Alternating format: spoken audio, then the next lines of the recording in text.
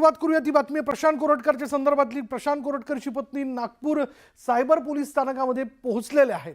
कोरटकरचा mobile SIM card पोलिसांकडे जमा करण्यात आलेला आहे। इंद्रजीत सावंत धमकी प्रकरणी कोरटकरच्या अडचणी वाढण्याची शक्यता आहे। प्रशांत कोरटकर फरार झाल्याने विरोधकही आक्रमक झालेत। कोल्हापूर न्यायालयाच्या आदेशानुसार प्रशांत कोरटकर यांच्या पत्नी पल्लवी कोरटकर नागपूरच्या सायबर पोलीस स्टेशनमध्ये पोहोचल्या। प्रशांत कोरटकरच्या पत्नी पल्लवी कोरटकर आता प्रशांत कोरटकरचा मोबाईल आणि SIM card Nagpur cyber police स्टेशनमध्ये जमा करण्याकरता म्हणून पोहोचलेले आहेत।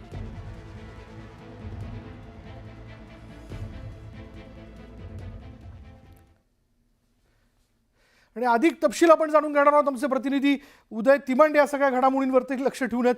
उदय, प्रशांत कोरटकरची पत्नी पल्लवी कोरटकर जी आहे ती नागपूरच्या सायबर पोलीस स्टेशनमध्ये पोहोचलेली, त्या विभागात पोहोचलेली आहे। बरं, यापूर्वीच नागपूर सायबर डिपार्टमेंटने हे क्लिअर केलंय की आम्ही तो मोबाईल आणि सिम कार्ड जमा करून घेणार नाही किंवा आम्ही आमच्याकडे घेणार नाही, कारण त्याबद्दलचा गुन्हा हा कोल्हापूर सायबर पोलीस स्टेशनमध्ये दाखल झालेला आहे। काय माहिती याबद्दल?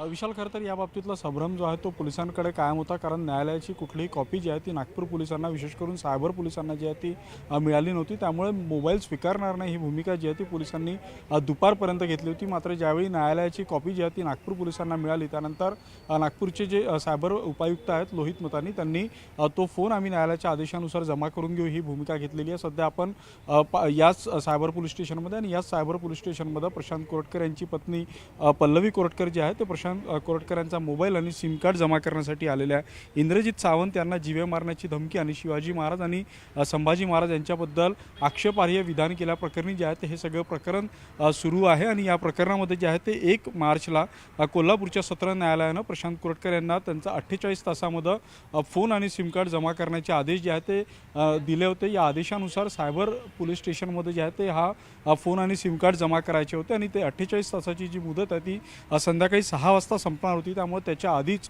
प्रशांत कोरटकर यांची पत्नी पल्लवी कोरटकर जी आहे ती त्यांचा मोबाईल आणि सिम कार्ड घेऊन इथं आलेला आहे। खरं तर ही कायदेशीर आणि किचकट प्रक्रिया, कारण न्यायालयाचा जो आदेश होता त्यानुसार प्रशांत कोरटकरनं इथं मोबाईल जमा करण्यासाठी उपस्थित राहणं अपेक्षित होतं, मात्र त्यांच्याऐवजी त्यांची पत्नी आलेली आहे। त्यामुळं आता हे मोबाईल आल्यानंतर त्या मोबाईलसोबत काही छेडखानी झालेली आहे का, किंवा ज्या मोबाईलवरून तो कॉल करण्यात आला, ज्या सिमवरून कॉल करण्यात आला तोच फोन आणि सिम पल्लवी कोरटकर यांनी इथं जमा करण्यासाठी आणलेली आहे का, या दृष्टीनं जो आहे तो पोलिसांकडून पंचनामा केला जाईल आणि तो पंचनामा झाल्यानंतरच हे 2 फोन आणि सिम जे आहे ते पोलिसांकडे जमा केले जाईल।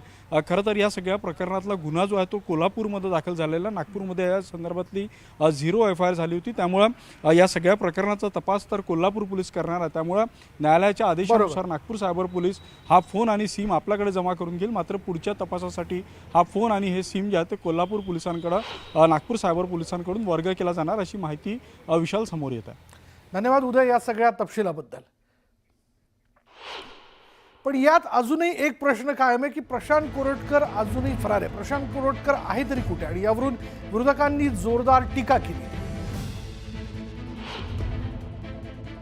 ईडी आणि सीबीआयली समृद्धी ग्रुप जो आहे त्या मालकाच्या गाड्या जप्त ज्या केल्या होत्या त्या गाड्या तो तुमचा कार्यकर्ता भाजपचा वापरत होता, आणि तेली शब्द संभाजी राजांच्या बद्दल आणि शिवाजी महाराजांच्या बद्दल बोलून तो सुद्धा आजपर्यंत शांत आहे। त्याला तुम्ही सिक्युरिटी दिली, सुरुवातीला सिक्युरिटी दिली, आणि आता तुम्ही म्हणता तो गायब झाला। पोलिसांसमोर तो गायब झाला का?